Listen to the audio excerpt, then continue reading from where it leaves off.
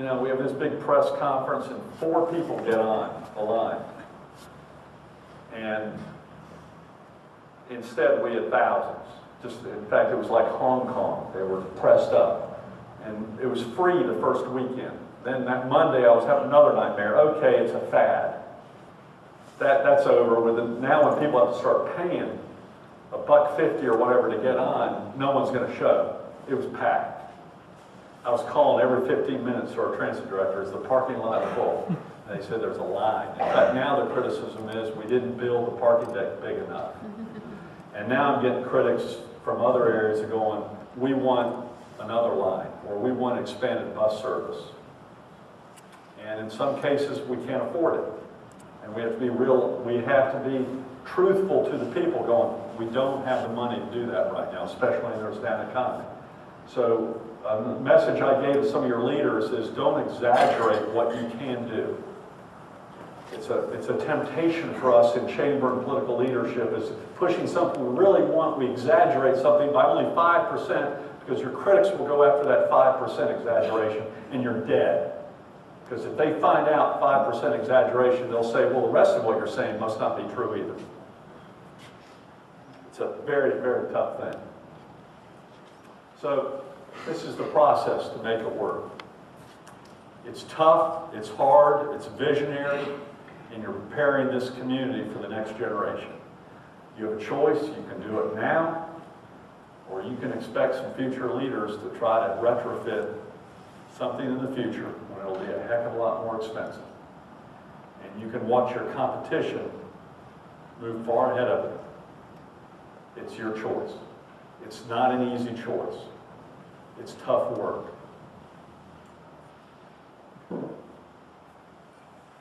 Trying to get to the video here. See if you can get it. There you go. The time has come, says McGrory, for our country to make smarter choices about transportation. Or else, he says, our economy will be choked with congestion in the future. And wait until time arrives and implement change then. It will be an easy sell, but most likely you've waited too long and it'll be too expensive. Or you can anticipate the pain and change now. And most likely the change will work and it'll be less expensive. But it's going to be one hell of a sell.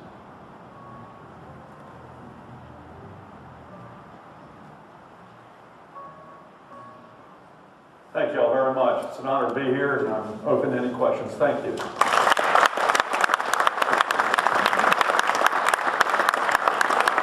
All right, we have about 10 minutes for questions, so if you have a comment card, just hold it up and we'll come by and collect it.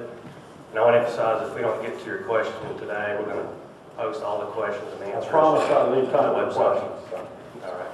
I'll read these out loud if somebody's collecting the card. So, when did you realize that public transportation was essential to economic development in your community, and what made you reach that decision? First of all, I did not, when I ran for mayor after serving on city council for 6 years, transportation wasn't even in my dialogue. I ran on public safety. That was my big issue. We had a very tough crime rate in the early 90s and mid-90s with crack cocaine, heroin. It was terrible. And it wasn't even in my equation. And then when I got in the mayor's office, I noticed one book wasn't cleaned out by my predecessor. It was a book of the 25-year transportation land use plan that no one had looked at for 2 years. And I started reading it on a lonely day, and I was going, you know what, this thing makes sense. It's visionary. It doesn't sell very well. It's too thick, it's too complicated, but I actually caught parts of it. And then, I think a day or two later, I ran into a road engineer after complaining about getting caught up in traffic during rush hour. And I said, why can't we ride that road? And he went, there's no more room. That's it for forever. We have no more capacity on that corridor. You've got to start looking for other capacity. So it was actually a road engineer that had a big impact on me. And I think the other thing was a small family issue. I was walking my young nephews out at my brother's house, taking them for a walk outside their neighborhood, and there was no place to walk them. It's, you know, it was a stroller, and there were ditches on these main roads. And so I was trapped walking within this cul-de-sac neighborhood, and I went, God, this isn't very friendly for kids around here. So that really got me into sidewalks, because I couldn't walk my kid in our city, or my nephew. He's now at Harvard. That's how long ago that was. So that's what got me into it. I started seeing it as an economic development recruiting tool, too. There's no doubt about it. This is a question regarding a mode and the cost of light rail. Wondering why it was so high, and were other modes like monorail considered as an option? Monorail is, you'll have a lot of people go, why don't we just do monorail like they do in Las Vegas? You can't afford it. Constructing up, that's like one permanent bridge that don't even consider it. The cost will blow your mind. The more bridges you have, the more concrete steel you have, the more expense you're going to have. Try to be on existing corridors and work with that. So monorail is the most expensive types of mass transit, and your economic equation will never justify monorail. I just want to tell you right now, because believe me, I checked into it many times. What was the second part of that question? Well, it was concerning the cost of the light rail. Our cost rail, we went up about, within 6 months, our cost jumped up about 30%, because right when we were in the middle of construction, the Chinese steel prices, remember that about 5, 6, 7 years ago? All of a sudden, steel was jumping up 10% a week, and it just blew our budget away. That was my crisis. We literally had to go back and redesign some of the bridges to take steel out to save money. And we had to cut on other things, some public art stuff we had to cut. We had to make some immediate adjustments to cut. And plus we went, the federal match was going to be 50%. Because of the cost overruns, it ended up being about 47%. We just said we'd take that extra 3% as long as we get to keep the federal money. By the way, you're competing against every line in the United States. Every individual line, whatever you choose, or one or two or three you choose in the future, you're competing against the individual lines in Salt Lake City, in Chicago, in Charlotte, in Atlanta, in Fort Worth, maybe in Oklahoma City. There's competition in this. There's a limited amount of dollars, and you've got to beat the competition. Or you can just decide not to compete, period, and stay out of it. That's a decision, too. Mr. McCoy, please tell us about the initial fear and resistance you encountered from the business community, i.e. status quo, and how you convinced them to step over it. Parts of the business community, especially real estate, who were mainly making their money on suburban real estate, were going, there's just no money in this. We can't make money in this. And then one or two of the large developers started realizing that infill development money can be made, especially if you have transit stops or bus stops in and around there. And government also was willing to make changes in their zoning ordinances to make them more urban friendly, because Charlotte, like many cities, probably including Tulsa, they have the same ordinances for the inner city and the outer city greenfields, which will kill you if you don't have adjustments to the ordinances, what you call transit-oriented development guidelines, TOD. See, I'm learning this stuff. See, I'm talking like a planner now. I use acronyms. This is in regards to the impact that your system has had on your senior community. It's probably had the biggest impact on two parts of the community. One is the senior community, which, by the way, wants to be very independent, especially the new baby boomers that are now going into retirement. They're not going to want to stand still. They're going to want independence. And by the way, that's going to be a very important community for your economic development, because I think the baby boomers are going to be working forever, with the pension crisis and everything else. So we're finding out that the older generation wants independence, and therefore they want to be able to get to and from a destination, whether it be work, medical, libraries, you name it. And they're a very important part of our ridership of all income levels. So the second is young people between 20 and 30 are very, very comfortable on mass transit. And of course, one of our major recruiting tools in Charlotte is we recruit talent. Young people want to move to Charlotte for the social environment. And And that's been very good for us, which was non-existent 20 years ago. City of Tulsa has lost population to the suburbs in recent decades. Was that the case in Charlotte? Turn that trend around. Actually, it was the suburbs more than even this mayor that helped lead the effort. I had a couple of mayors in the suburbs that meant we realized that we cannot live on residential tax base alone. And because the numbers just don't work out. A suburb in over a 50 to 60 year period cannot pay for their police and fire with residential tax rate at all.